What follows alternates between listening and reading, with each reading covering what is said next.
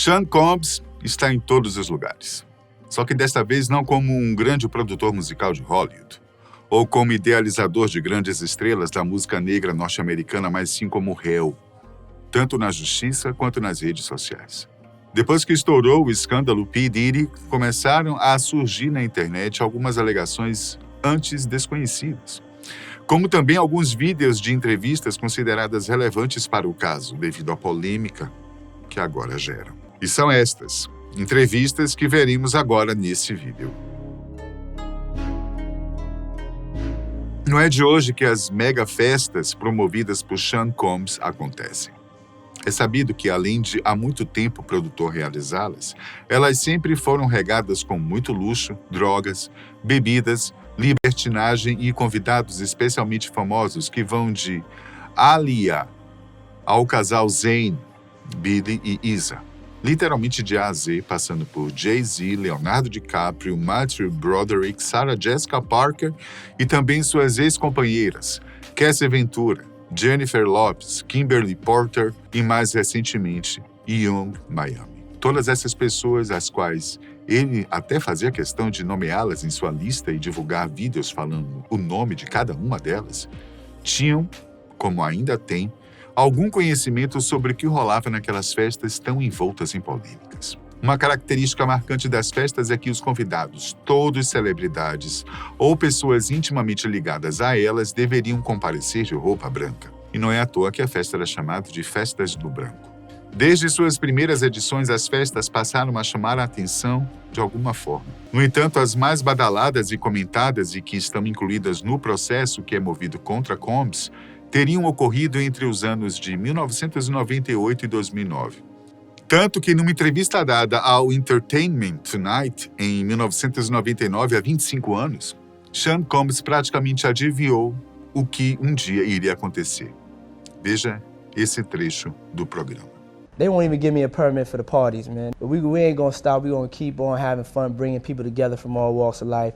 You're gonna hear about my parties. They're gonna be shutting them down. They're gonna probably be arresting me, doing all types of crazy things just because we want to have a good. Nessa entrevista, o produtor ainda disse que sempre que você traz um elemento diferente para o ambiente das pessoas, coisas que ampliam os horizontes das pessoas, muitas delas ficam intimidadas.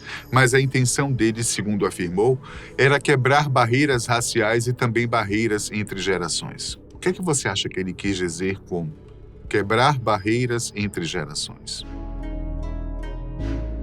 Jimmy Kimmel Live é um talk show de grande audiência nos Estados Unidos, apresentado por Jimmy Kimmel e transmitido pela ABC. Em certo momento da entrevista, Kimmel começa dizendo a Combs que, quando ele namorava J.Lo, Will Smith e sua esposa Jada tentaram dissuadi-la para um encontro a três e indagou se isso era mesmo verdade. Como expressam os americanos, quando alguém fica calado diante de uma pergunta, Combs na hora invocou a 5ª emenda da Constituição americana que se refere ao direito de alguém nos Estados Unidos de não responder a perguntas que possam incriminá-lo. Realmente, logo após a pergunta, Combs ficou parado por alguns segundos tentando encontrar a resposta ideal. Diante de sua atitude, a plateia não segurou o riso.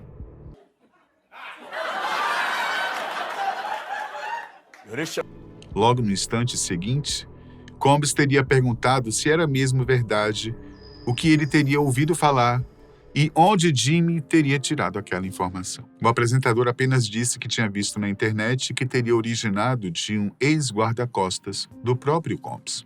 É mais uma história chocante saindo da casa do Smith em meio às memórias selvagens de Jada.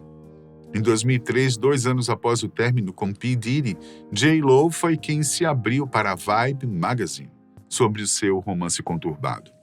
Ela disse: "Eu estava em um relacionamento em que eu estava chorando, louca e enlouquecendo. Isso realmente levou minha vida inteira em um piscar de olhos." Essa historinha mal contada levou muitas pessoas a perguntarem se o convite não teria partido de Combs ao invés de Will Smith. O que é que você acha?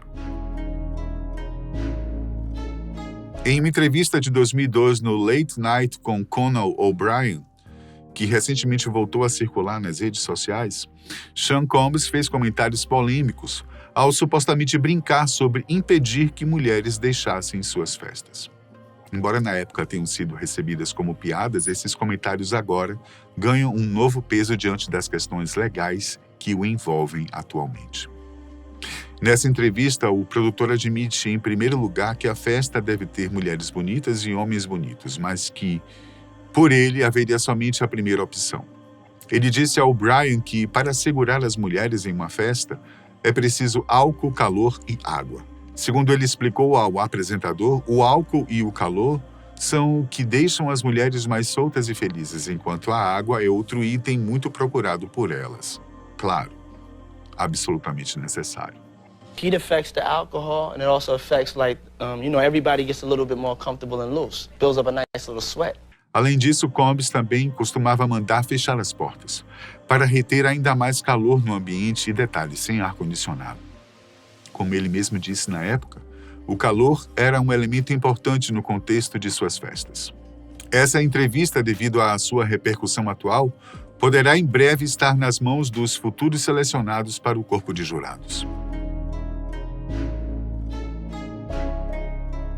The Wendy Williams Show seria, como é que eu posso dizer, algo um pouco parecido com o que era o programa da Hebe Camargo aqui no Brasil. E assim como fazia a apresentadora brasileira que faleceu em 2012, Wendy costuma abordar seus convidados de forma direta e às vezes sem medir palavras, tá? E isso geralmente causa alguns momentos de tensão em seu programa. Com Sean Combs não foi diferente. Em certo ponto, como não poderia deixar de comentar, Wendy falou a respeito de uma das mega festas promovidas por Combs, intrigada com a quantidade de pessoas que haviam na casa do produtor. Ela disse ter imagens das festas e as mostrou em seu estúdio. You threw a house party and I got the footage. Okay. Look at this. Now, who has this many people at their house? Puff and or Sean, Diddy, Doody, what do I call you?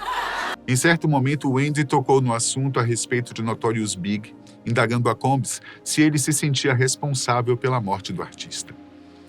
Combs respondeu ponderadamente que, de certa forma, se sentia assim, uma vez que Big era um de seus artistas e estavam juntos no mesmo tipo de trabalho.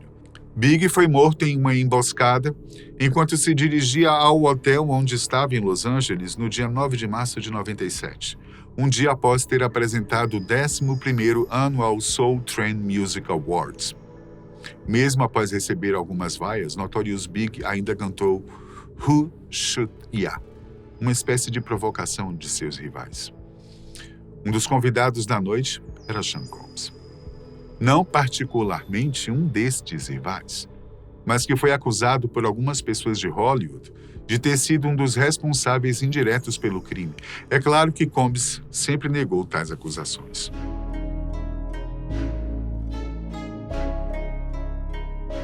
Ellen DeGeneres, atriz e agora apresentadora de seu próprio talk show, já recebeu Sean Combs diversas vezes em seu programa.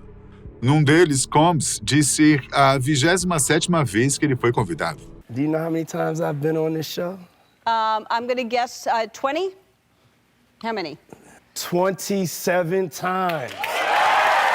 27! Durante a entrevista que ocorreu em 2016, Ellen fez questão de parabenizar Combs por estar no topo da lista da revista Forbes, no ramo da indústria do hip-hop. E isso quer dizer muito, viu? Pode apostar. Muito rico. Sua fortuna estava avaliada em 62 milhões de dólares, coisa, aliás, que Sean Combs nunca fez questão de esconder. A recente prisão de Sean Diddy Combs, também conhecido como Puff Daddy, sob graves acusações de tráfico sexual e múltiplas alegações de agressão sexual, trouxe à tona a proximidade de diversas celebridades como artista. Entre elas estão figuras de destaque na indústria com quem ele manteve relacionamentos, parcerias ou convidou para suas famosas festas. No entanto, a maioria dessas personalidades tem optado por se manter em silêncio enquanto o escândalo se intensifica. Combs foi preso em Nova York na última semana, enfrentando acusações que incluem tráfico sexual e extorsão. Ele se declarou inocente das acusações que vão desde conspiração para extorsão até tráfico sexual por meio de força, fraude ou coerção, além de transporte com fins de prostituição. Atualmente, o artista segue detido em uma instalação no Brooklyn, nos Estados Unidos. Até a próxima.